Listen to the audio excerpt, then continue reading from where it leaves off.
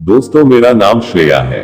मैं दिल्ली में रहती हूँ। ये मेरी सैड ब्रेकअप स्टोरी है जो मैं आपको सुनाने जा रही हूँ। मैं सुरेंद्र से बहुत प्यार करती थी और शायद वो भी। सुरेंद्र, जिसे मैं प्यार से बाबू बोलती थी, मेरी दोस्त के टीचर थे। बात दिसंबर 2020 की है जब मेरे फूफा जी की डेथ हुई थी। वो मुझे मैसेज किए। हम दोनों डेली मैसेज से बात करने लगे। मुझे भी उनसे बात करना अच्छा लगता था। उस समय मेरा ब्रेकअप हो गया था और सुरेंद्र एक शादीशुदा इंसान थे जिनको कुछ दिनों पहले एक लड़की हुई थी जिसके पैर में प्रॉब्लम थी। फैमिली का टेंशन, उनकी वाइफ का मायके में होना हम दोनों के जीवन में जो खाली बना था उसे भरने के लिए इतना ही काफी था।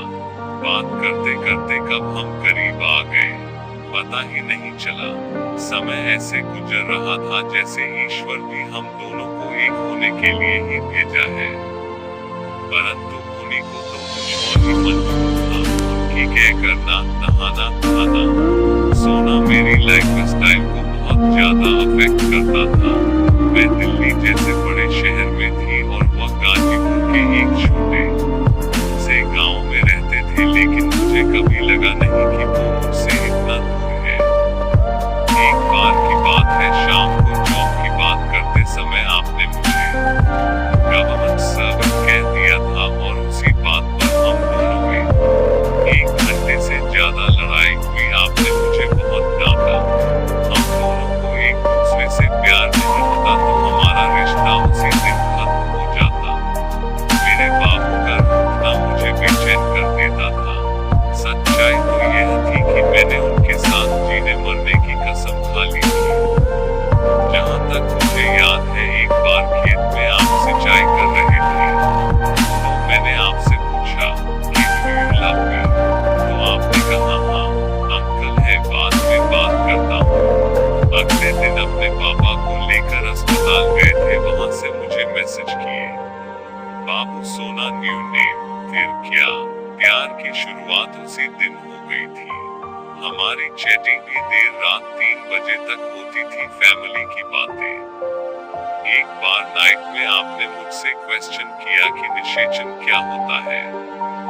मुझे हिंदी नहीं आती थी। मैंने गूगल सर्च करके आपको रिप्लाई दिया। ऐसे ही हम दोनों में रोमांटिक बातें होने लगी। हमारी बातें फिजिकल रिलेशन इमेजेस तक पहुंच गई थी। वैलेंटाइन डे को हम दोनों में बात हो रही थी तो आपको पेन हो रहा था।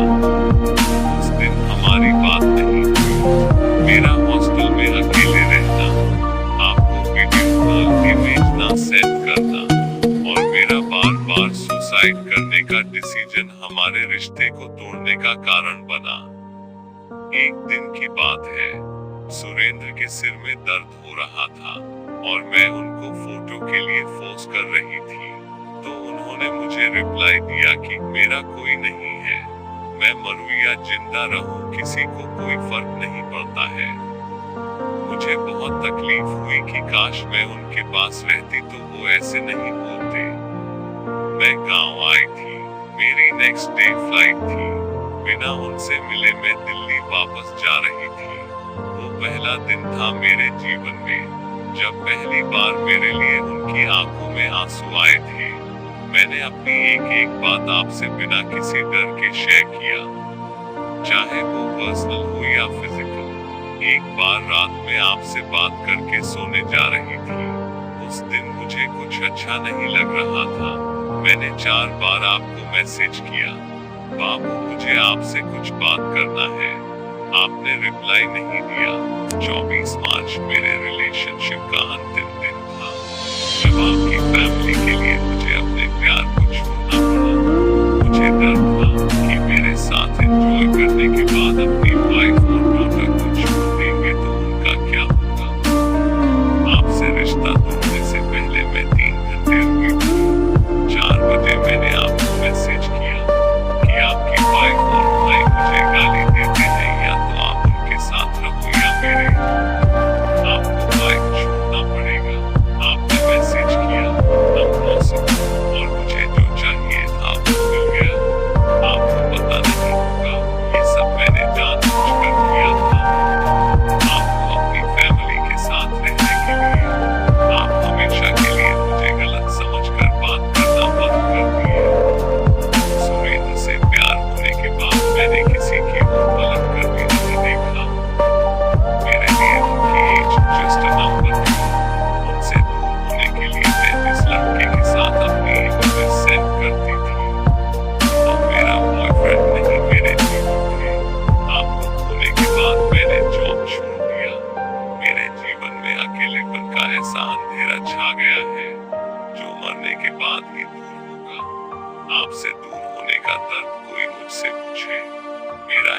पल दम घुटता है।